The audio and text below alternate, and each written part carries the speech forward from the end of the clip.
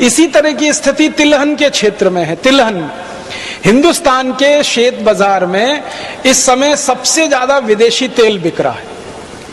आप सभी जानते हैं कि एक मलेशिया नाम का छोटा सा देश है, उस देश का एक तेल है जिसका नाम है पामोलिन तेल। वो पामोलिन तेल सबसे ज्यादा भारत के बाजार में है, सबसे ज्यादा। 1-2 टन नहीं, लाखों टन में है, करोड़ों टन में है पामोलिन तेल, जो भारत के शेत बाजार में आ गया। अब पामोलिन तेल आके बिकने लगा। अब पामोलिन तेल का भाव भारत में आके पड़ता है 20 से 22 रुपए लीटर, और शेतकरी समाज जो उत्पन्न करके तेल देता है वो है 40 रुपए लीटर। अब भारत का शेतकरी सरसों का तेल करे 40 रुपए लीटर, नारियल का तेल करे 60 रुपए लीटर, तिलहन का तेल पैदा करे 90 रुपए लीटर। तो भारत में 40, 60 और 90 रुपए लीटर के आसपास तेल का भाव है, और विदेशी पाम तेल मिलता है 20 से 22 रुपए लीटर। तो सारे भारतवासी जो तेल बनाने वाले उद्योगपति हैं वो सब पामोलिन तेल धड़ल्ले से लाखों लाखों टन में इंपोर्ट कर रहे हैं, और उस पामोलिन तेल को भेड़सेड़ करके, मिलावट करके आपको बेच रहे हैं। आप बाजार से डिब्बाबंद जितना भी तेल लाके खाते हैं वो सब पाम तेल है। और आपको सुनकर हैरानी होगी, 4-5 साल पहले तक इस देश में ऐसा कानून था कि पाम तेल किसी भी दूसरे तेल में मिला के नहीं बेचा जा सकता। गेट करार और WTO के दबाव में अब कानून ऐसा है कि पाम तेल किसी भी तेल में मिला के बेचा जा सकता है। अब पाम तेल आ गया, वो वेजिटेबल ऑयल के साथ मिला के बेचा जा रहा है। आप बाजार से तेल खरीद के लाते हैं, किसी भी नाम का तेल खरीदो, रिफाइंड तेल के नाम से और डबल रिफाइंड तेल के नाम से बाजार में जितना भी तेल मिल रहा है वो सब पामोलिन तेल है। अब पामोलिन तेल हम खा रहे हैं, शेतकरी समाज खा रहा है। क्यों? क्योंकि शेतकरी समाज जो तिलहन पैदा करके बेचता था, शेतकरी समाज जो सरसों का तेल पैदा करके देता था या नारियल का तेल, उसको भाव नहीं है, तो उन्होंने तिलहन पैदा करना कम कर दिया है। तो भारत में तिलहन का क्षेत्रफल भी लगातार घटता चला जा रहा है।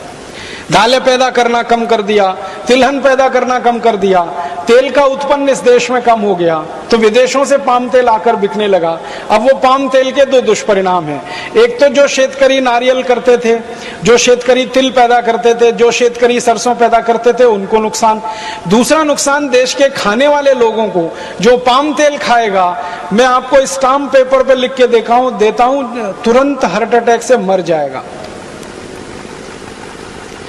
क्योंकि पाम तेल के बारे में सारी दुनिया के जो रिसर्च हुए हैं वो ये बताते हैं, और ये डॉक्टर चौधरी के लिए मैं कहता हूं कि पाम तेल में सबसे ज्यादा ट्रांस फैट्स हैं, सबसे ज्यादा। और ट्रांस फैट्स वो फैट्स हैं जो कभी भी बॉडी में डिसॉल्व नहीं होते, किसी भी टेम्परेचर पर डिसॉल्व नहीं होते। और ट्रांस फैट्स जब बॉडी में डिसॉल्व नहीं होते तो वो फैट बढ़ता जाता है, बढ़ता जाता है, बढ़ता जाता है। और आपने सुना होगा कि जब फैट जरूरत से ज्यादा बढ़ जाता है तभी हृदय घात आता है और आदमी मर जाता है। जब फैट जरूरत से ज्यादा बढ़ जाता है तभी ब्रेन हेमरेज होता है और आदमी पैरालिसिस का शिकार हो जाता है। जब ट्रांस फैट्स बहुत बढ़ जाते हैं शरीर में, तभी शरीर में ऐसे भयंकर दुष्परिणाम होते हैं। डायबिटीज बढ़ती है, हाइपरटेंशन बढ़ता है जिसको बीपी आप कहते हैं, हार्ट अटैक आता है, ब्रेन हेमरेज हो जाता है। ऐसे खतरनाक रोग जिनमें शरीर का हमेशा के लिए भयंकर दुष्परिणाम हो जाए या हमारे शरीर का भयंकर नुकसान हो जाए, ऐसे रोग भी सारे के सारे पाम तेल के दुष्परिणाम ही हैं।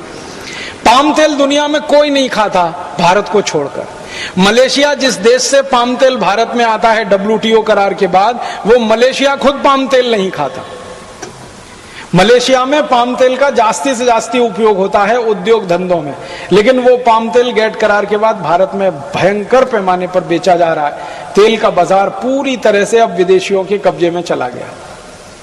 तो एक तरफ अपना शेतकरी नुकसान पाता है, दूसरी तरफ लोगों को भी तकलीफ आती है।